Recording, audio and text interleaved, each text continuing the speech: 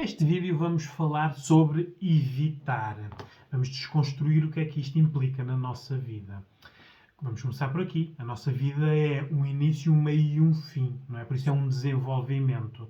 Temos que ver em que fase da vida é que nós começamos a evitar. Porque uma coisa é certa, se nós evitássemos nascer, não estávamos cá. Se evitássemos as pulsões instintivas, não é? Do andar, do pedir, do chorar, não é?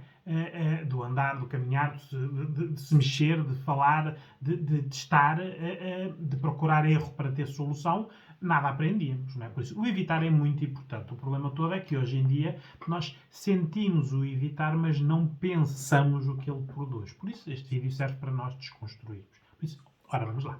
Por isso, nós associamos o evitar ao algo negativo, não é? A medos, a falta de curiosidade, a falta de coragem, inseguranças, adiar decisões, não saber gerir as consequências, por isso evitamos, não saber gerir emoções. Muitas vezes estamos aqui situações de ansiedades ou mesmo de ataques de pânico que começam muito por o evitar, porque as pessoas não querem ter e por isso fazem por evitar. Ora, ao fazer por evitar, estão a pensar no que querem evitar.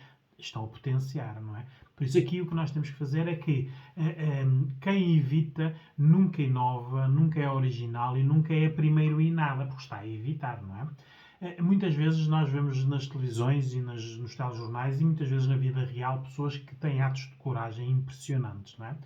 Aquilo não é... Para definir aquela coragem na prática é a pessoa não pensou antes de fazer. Porque qualquer pessoa que se pensasse antes de fazer qualquer um daqueles atos não o faria, não é? Por isso, o que é que aconteceu ali? A impulsividade é o contrário do evitar, não é? As pessoas que evitam não têm nada de impulsividade, por isso muitas vezes acabam por andar a viver a vida, a olhar a vida das outras pessoas, não é? Por isso, se nós associamos o evitar a algo negativo, a medos, inseguranças, indecisões, não testagens, na realidade o evitar não é isto, não é? Na realidade, ora aqui está, as consequências do evitar na nossa vida é que a evitar gera falta de aprendizagem. A nova geração que está aí já tem muita falta de aprendizagem porque evita tudo, não é? Vai pelo facilitismo, evita estudar, evita obedecer, evita ouvir, e isto tudo está a proporcionar que esta nova geração se sinta mais esperta que a anterior, mas não é tão inteligente como a anterior, não é? Aqui, obviamente, os professores e os pais estão na primeira linha de ver o quanto os filhos evitam, não é? Evitar também evita a testagem do erro. Por isso, nós todos aprendemos com erros, desde crianças até hoje, à nossa idade atual. O erro é necessário para nós sabermos o que é certo e o que é que está errado. O erro produz aprendizagem. Ora, quem evita nem testa o erro. Aqui nós temos muito a parentalidade subprotetora. Hoje em dia existem pais e mães que não deixam os filhos fazer absolutamente nada, não é? Por isso, como eles já fizeram, sabem qual é a solução e ensinam já aos filhos as soluções. Ora, estes filhos são protegidos, não é? São os meninos e as meninas dos olhos destes pais, obviamente, não é?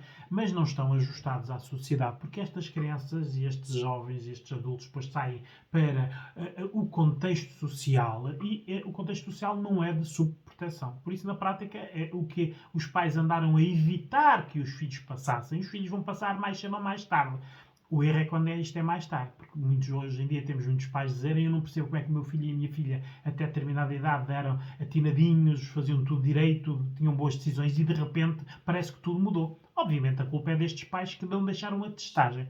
No nosso desenvolvimento nós temos timings para desenvolver determinadas situações e determinados erros até.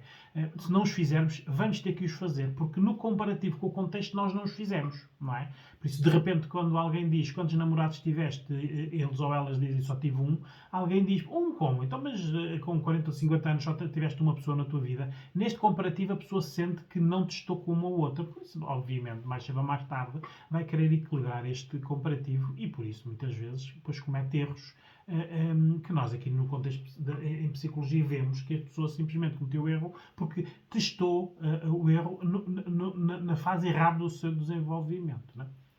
Por isso, evitar também evita a atualização, não é? Há pessoas hoje em dia, e aliás há muitas profissões hoje em dia que quase nada atualizam, desde que entram até que se reformam aquilo, muito pouco evoluíram.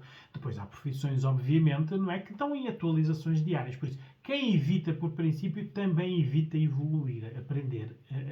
São pessoas que estão sempre desajustadas dos seus contextos e das pessoas. Sentem-se diferentes. Diferentes não positivamente, diferentes negativamente. Não é?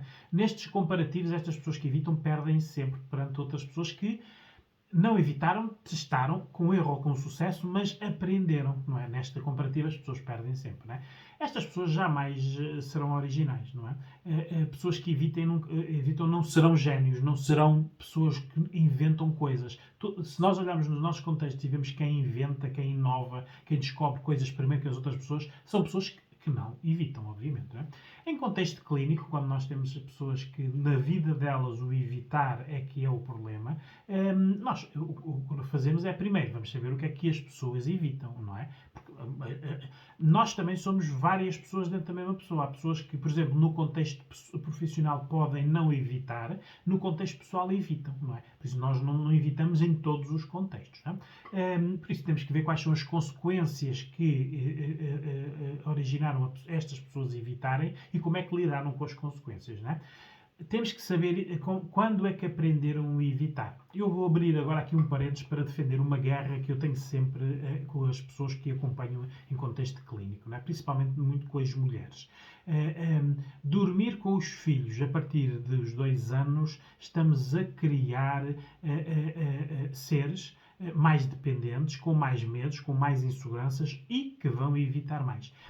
Este egoísmo de mães que dormem com filhos, muitas vezes para evitar sexualidade com companheiros, muitas vezes porque já não têm companheiros e por isso substituíram na cama o corpo que sentem falta.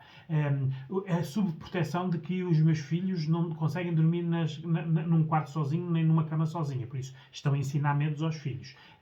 São pessoas que não deixam os filhos testar. Ou são pessoas que até estão convencidas que deixam os filhos testar, só que só deixam os filhos testar aquilo que elas sabem que não tem problemas. Ora, isto, obviamente, não estamos a ensinar aos filhos o contexto da realidade. Por isso, os filhos não podem dormir com os pais e mães. Não é? Não é um bom desenvolvimento, não é normativo e hoje em dia, eu assim de repente, se pensar bem, tenho assim 3 casos. Mães com filhos de 9 anos, filhos de 14 anos e filhos de 18 anos que ainda dormem com as mães. Não é? Porque depois isto é normativo para estas pessoas. E estas pessoas, ele, filho ou filha, e ela, mãe, conseguem justificar isto, não é? Que é confortável, porque sempre foi assim, isto não tem problema nenhum, nós somos pessoas como as outras. Isto não é normal. Fechar parênteses, não é? Ora, aqui está a situação de que temos que saber como é que as pessoas aprenderam a evitar. E aqui isto é potenciador de aprender muitos evitares.